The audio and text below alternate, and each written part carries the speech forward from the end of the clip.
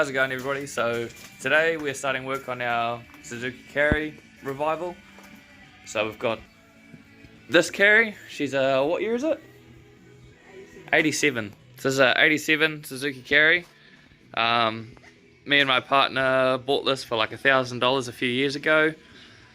In terrible shape. I've got photos of it which I might put up, but we panel and painted it and drove it around New Zealand through the whole coast of the North Island, up to the top, back down to the bottom, Wellington, and home to Hawke's Bay.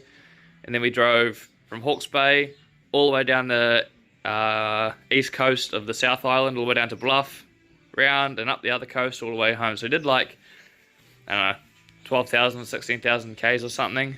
It had engine problems. It blew up once after the North Island trip. So we put a new engine in it, went down south, did that, and it went good, and then it started leaking. So after we panel and painted it, and you know, the engine started leaking and whatnot, we got home from our trip.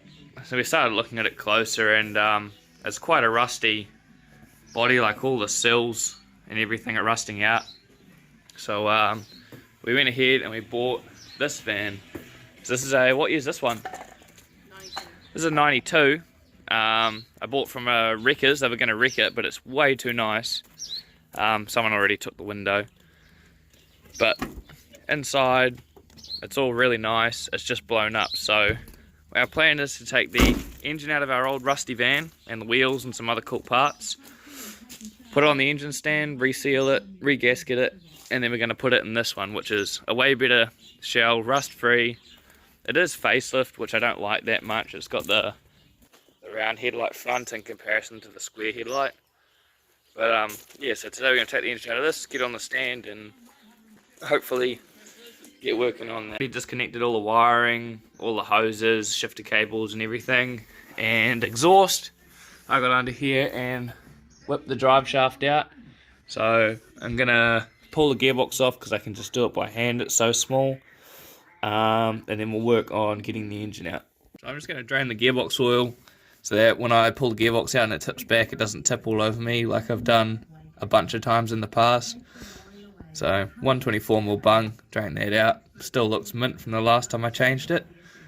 Then we'll just work on getting, like, there's like 4 bell housing bolts out, and I can just lift this thing out by hand.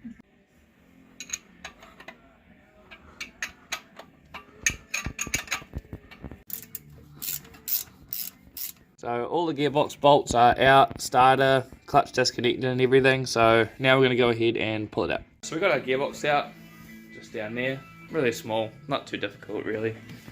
So next we're going to come in here and loosen these engine mounts, put a piece of timber across the top of here with a ratchet strap around the engine, and then we'll just lower it down, loosen the whole cross member and lower it down.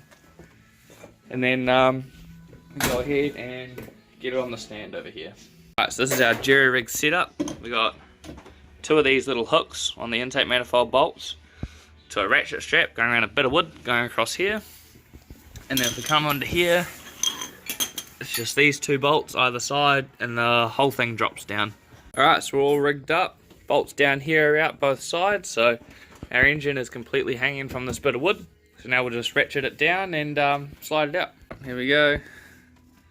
The engine is going down. Alright, so the engine is out. We've got it over here on the ground. I put it on a sack just so I could drag it out easier. So we're going to go ahead and take it off the cross member there. Take the flywheel and the clutch off. And then we're going to have to, because I don't have a crane, carry it up the steps to the deck. So it's sort of the same level as the engine stand, and try and get it on there.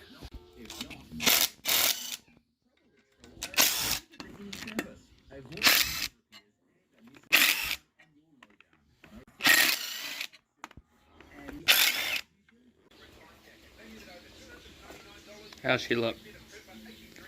Not bad. Not too bad at all.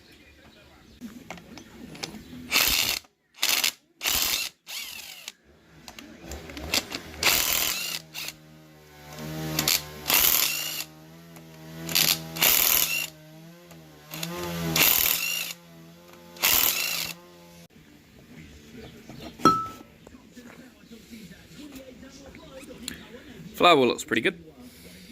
Alright, so we've got the little F10A on the stand, just lifted it on there.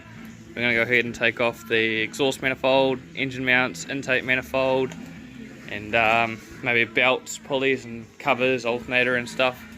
And then we'll give her a bit of a clean up when we get it ready for paint. Alright, so we got all the manifolds off, all the belt accessories off and whatnot. Just working on taking all this off because we've got a new water pump for it, and the less stuff on the engine the easier it is to paint. So we'll get that off and start cleaning it up. Alright, so we may have got a bit ahead of ourselves, but all the accessories are off the F10A. We've hosed it down with degreaser, brake cleaner, muck off, and some other cleaner shit. So we're going to let it soak, give it a bit of a scrub up with a wire brush, and then give it a water blast. Alright, so that's about where we're going to end it for this one.